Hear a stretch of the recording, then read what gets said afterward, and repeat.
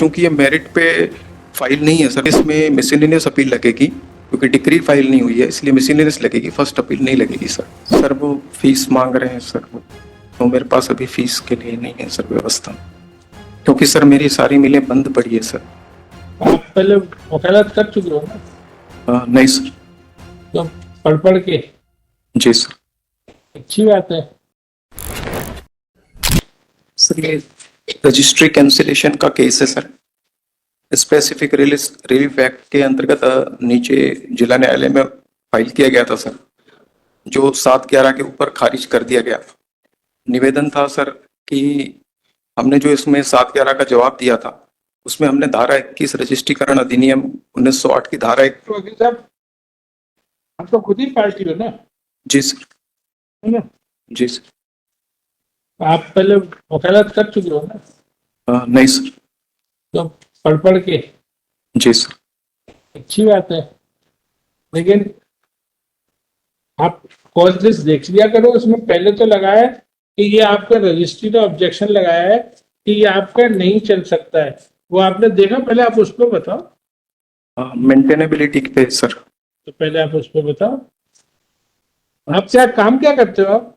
Sir मेरी मिलें हैं बालाघाट में, मेरी मिलें हैं सर, लेकिन जो अभी बंद पड़ी हुई है सर, हमारे परिवार की 4 मिलें। आपको तो संजय जैन वकील साहब दिए थे, अगर ये वही केस है।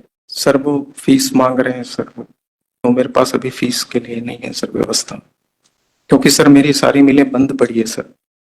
2 मिलें मेरे परिवार की सीज है और 2 मिल मेरे पास है, लेकिन पैसे सारे हमको बैंक में जमा करने पड़ गए।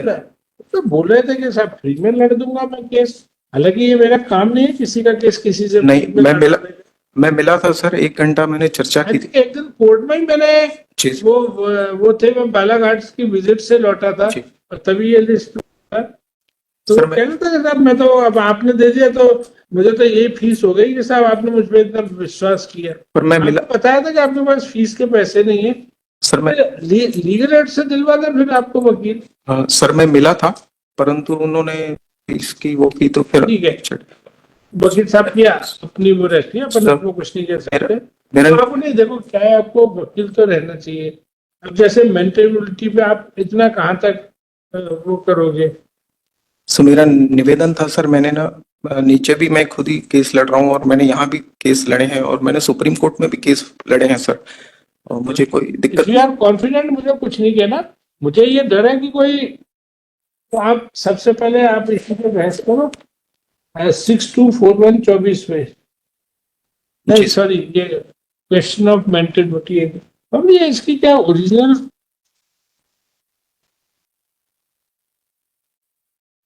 यही फाइल है?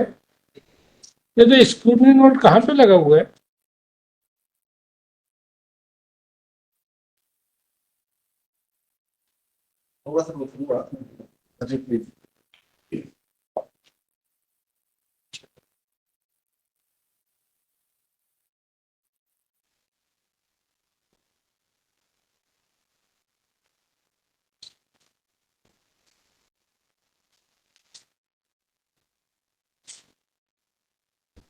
क्या कोई अपना केस खुद आर्ग्यू करे तो उसको परमिशन लगती है रजिस्ट्री से? इसमें लिखा हुआ है कि है सर एप्लीकेशन फाइल की हुई है सर, इसमें फाइल की हुई है तो अलाउ हो गई है आपने? नहीं सर, वो ये दुपल्ला साहब क्या का लिखा है 27 मई 24 का। सर इसमें एप्लीकेशन फाइल की हुई है, एप्लीकेशन नंबर है 6241 सर। एक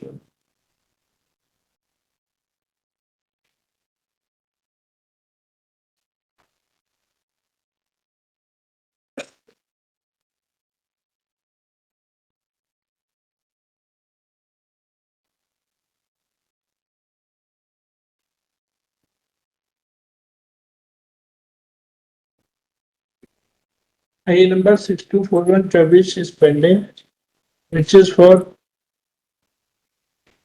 presenting his case in person.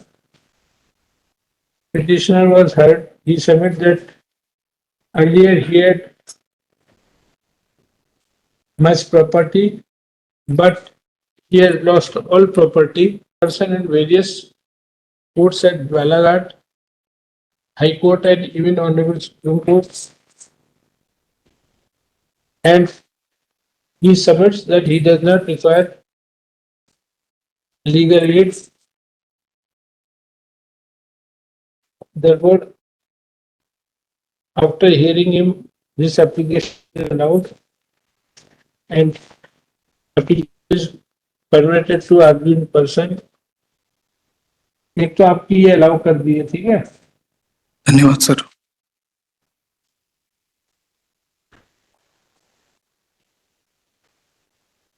Court fees भी नहीं दी ना हमने।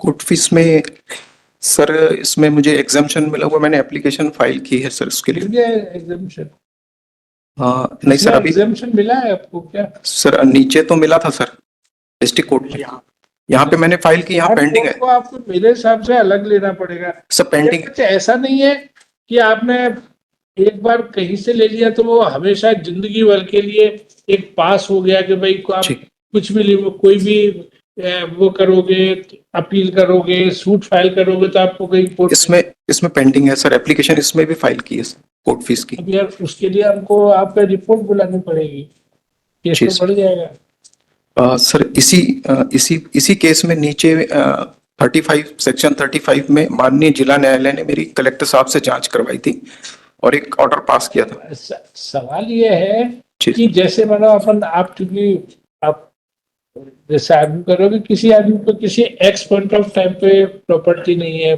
पैसे नहीं है, तो 6 महीने बाद आपको कहीं से प्रॉपर्टी मुकदमा जीत सकते हो, आपको कहीं से भी प्रॉपर्टी मिल सकती है। जी सर। तो ये मतलब वो जैसा उचित लगे। आप ऐसे समझोगे जैसे एक कहते ना, वो भाई वो कई बार अपन दोस्त का सुनते हैं यार, वो सुना शराब बेचते पकड़ा गया, तो अपन क्या कहते हैं, यार वो तो बड़ा अच्छा था, तो बड़ा साधु था, बड़ी पूजा पाठ करता था, अपन को आश्चर्य होता है ना, क्योंकि जिस समय आप उस दोस्त को जान रहे हो उस समय वो बड़ा साधु था, बुरी संगत में पड़ गए या कुछ कारणों से बाद में उसका तो ऐसे ही पैसे का है। अमीर आदमी गरीब हो सकता है, गरीब आदमी अमीर हो सकता है। जी सर।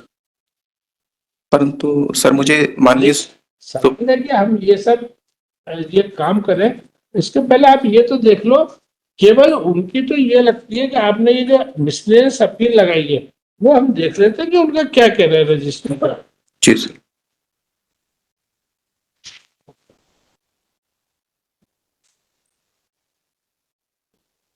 अब जैसे उन्होंने लगाया chronology of events not filed, illegible copy, type copy लगाती हैं सर, कई पेज वो है सर, वो भी चेंज कर दिए। Affidavit not filed in support of, वो भी फाइल कर दिया सर। ये सारी चीजें की जा चुकी है सर।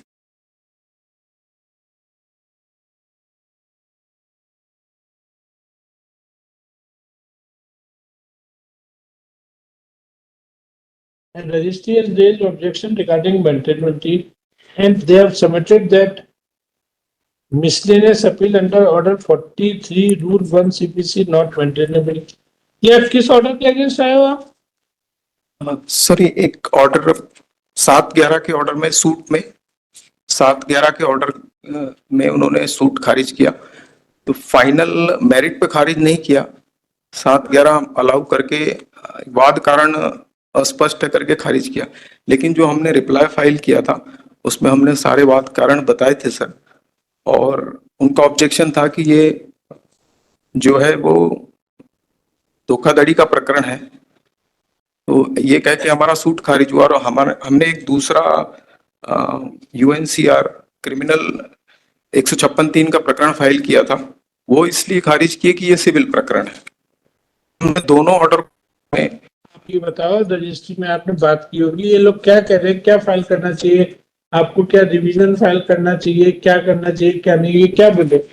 अब गए थे रजिस्ट्री में या हाईकोर्ट की रजिस्ट्री में, वो क्या बोले? उन्होंने केवल ये लिखा है, कई बार वो लिख देते हैं कि इसकी बजाय ये फाइल करना चाहिए, रिवीजन में लिख देते हैं कि रिवीजन नहीं होगी, मिसलेनियस अपील फाइल करनी चाहिए।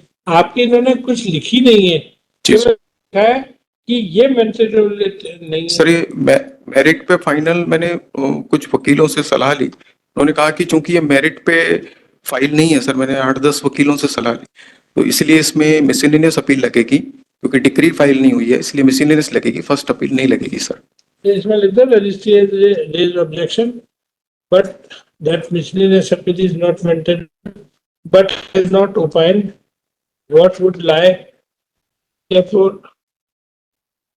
ठीक है। हम एक एक हिस्सा हमने आपको आर्गुमेंट की परमिशन दे दी। जी सर। अब अगर हम आपकी आर्थिक क्षमता के बारे में तभी रिपोर्ट बुलाएंगे जब हम पहले ये देख लें कि इसमें क्या वो जी सर। है ना। तो नेक्स्ट वीक लगा दे, आप आ जाओगे बालाघाट से जी सर।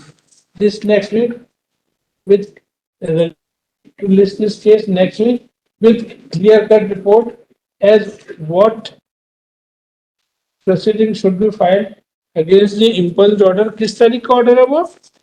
सर जनवरी का है। 19/1/24 19/1/24। impulse order dated 19/1/24। ठीक है जी सर। इसमें क्योंकि 2 ऑर्डर के लिए रिलीफ मांगा गया है, सिर्फ सूट के लिए नहीं है सर, एक जो 156(3) का प्रकरण चल रहा था उसके लिए भी था, इसीलिए हमने सर इसके लिए 156(3) का ये क्या सिविल में क्रिमिनल का भी ऑर्डर चैलेंज करोगे? सर इसको उन्होंने खारिज किया कि ये क्रिमिनल है करके, और जो क्रिमिनल 156(3) था उसको खारिज किया कि ये सिविल है करके, जबकि मैटर एक ही है कि खसरे का नंबर चेंज करके रजिस्ट्री कर दी सर। जो सेल सर्टिफिकेट में खसरे का नंबर है सर उसकी रजिस्ट्री ना करके दूसरे खसरे की रजिस्ट्री कर दी है सर। चलिए अब जब देखेंगे इतना सा है बस सर मामला। पहले तो अभी देखते हैं कि क्या है। जी sir. Wait, please, ma'am. That's appeal on behalf of the insurance company. Now, the claimants, my lord, they were not dependents, my lord, they were married sister of the deceased, my lord, who was unmarried. Now, the award has been, the compensation has been granted. Case है sir करीब नया notice हुए थे पर stay पे अभी vacation में भी था, स्टे के लिए एप्लीकेशन पेंडिंग है sir. Will deposit 50% as per the standard process.